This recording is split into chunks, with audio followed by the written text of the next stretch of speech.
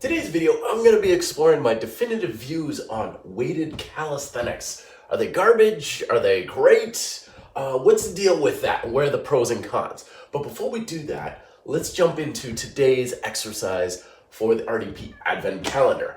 The straight arm pull downs or pullovers are a staple in almost any strength training discipline. You find it in bodybuilding, you find it in functional movement patterns, and you can also find it in bodyweight training like with the suspension trainers. Right off the bat though, you may notice there's not a whole lot of range of motion here. And that's on purpose, but that's okay as well.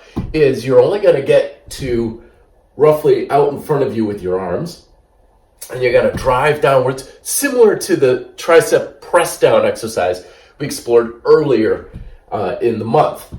But you don't need a lot of range of motion for this, because what you're really doing is practicing keeping your spine slightly extended, your arms tucked in straight and tight, and pulling downwards while squeezing your lats and your traps at the same time. Remember, you don't need a lot of range, you just need a lot of tension, and this will generate a lot of tension. Another thing to keep in mind is make sure that your hands are always in front of you. If you come up all the way, you lose the resistance. Sagging straps mean no resistance on the arms, and there's no point to getting that kind of range of motion. So only use the range you have for resistance. As you get lower, by moving your feet closer to the anchor point, you will increase both the range and the resistance that you can use.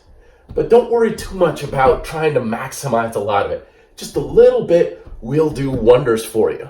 So yeah, weighted calisthenics. What are my thoughts on it? Well, I know there's a lot of body weight purists out there, and some people are like, the only way to build muscle and strength is to add weight to your body and stuff. Neither of these are beliefs that I subscribe to, because I look at weight just as one more element that you can progress. I mean, consider my table of progressive elements that I have in my book, Smart Bodyweight Training. There are 9 elements you can use to adjust the effectiveness of a workout. Weight is one of them, just one, mind you. So it has its merit, but that doesn't necessarily mean it's something that's good or bad. It's a tool, and your effectiveness depends on how well you use it, not the thing in of itself. Keep in mind that we're dealing with 3 variables here. We have weight, we have resistance, and we have muscle tension. Now, it's very easy to confuse all 3 as being the same thing. Like if you add weight to your body, isn't that the same thing as adding resistance? And isn't that the same thing as just making your muscles work harder? And they are heavily correlated, but they're not the same thing, because weight is, well, weight, but resistance can be adjusted in very many ways, like technique, especially with progressive calisthenics. You can take a 10-pound weight, hold it out here, and have a given amount of resistance. But if you bend your arm, the resistance on your arm changes, but the weight is the same. So don't forget that technique is also a variable way to adjust your resistance relative to weight. And then, of course, you have muscle tension. And muscle tension is, of course, controlled by your brain. Like I'm putting tension in my arm through concentration. So having your tension flow through your body is an aspect of concentration.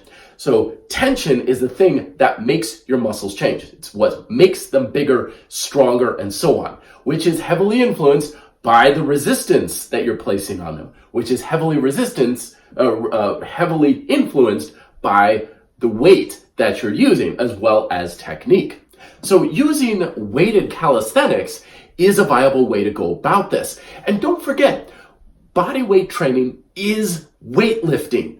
It's not like some alternative means of resistance training, like using Bowflex bands or springs or rubber bands. You're using a force against gravity, a mass of weight against gravity. It's just you're the weight. So when you strap on a dip belt and you start doing pull-ups, whatever you've got on that dip belt is supplementing your weight, but you're weightlifting to begin with.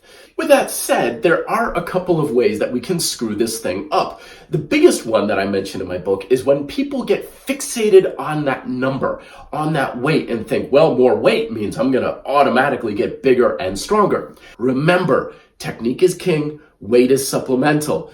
tension is the ultimate goal of what you're doing. So there you go. What are some of your best weighted or loaded calisthenics training tips that you'd like to share with the RDP community? We would love to hear from you. Also, future questions for future videos as well down below. Till then, be fit, live free.